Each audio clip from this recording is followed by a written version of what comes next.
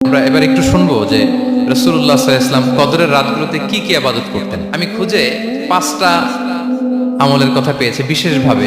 1 number কাজ হচ্ছে তিনি সারা রাত জেগে ইবাদত করতেন এবং পরিবারের লোকদেরকে ঘুমোতে দিতেন না, উঠিয়ে দিতেন। বছরের অন্য কোনো সময়ে সারা রাত জেগে ইবাদত করার কোনো নজির রাসূল সাল্লাল্লাহু আলাইহি ওয়াসাল্লামের জীবনে ছিল না। সব রাতে ঘুমাতেন। 2 নাম্বার হচ্ছে ইতিকাফ করা। রাসূলুল্লাহ সাল্লাল্লাহু আলাইহি ওয়াসাল্লাম রমাদানের শেষ 10 দিন ইতিকাফ করতেন। 3 নাম্বার হচ্ছে রাসূল সাল্লাল্লাহু আলাইহি ওয়াসাল্লাম এবং জিবরাইল আলাইহিস সালাম যৌথভাবে কোরআন রিভিশন করতেন। খুব ইন্টারেস্টিং। সারা বছর যেটা নাজিল হতো রমাদানে জিবরাইল আলাইহিস সালাম রাসূল সাল্লাল্লাহু আলাইহি ওয়াসাল্লামকে শোনাতেন, রাসূল সাল্লাল্লাহু আলাইহি ওয়াসাল্লাম আবার জিবরাইল আলাইহিস সালামকে শোনাতেন। 4 নাম্বার কিয়ামুল লাইল করা। রাসূল সাল্লাল্লাহু আলাইহি ওয়াসাল্লাম কিয়ামুল লাইল করতেন এবং কিয়ামুল লাইল শব্দটাকে রাসূল সাল্লাল্লাহু আলাইহি ওয়াসাল্লাম কদরের সাথে জুড়ে দিয়েছেন। 5 নম্বরে রাসূল সাল্লাল্লাহু আলাইহি ওয়াসাল্লাম দোয়া করতেন। এই কদরের রাতগুলোতে খুব বেশি বেশি দোয়া করতেন।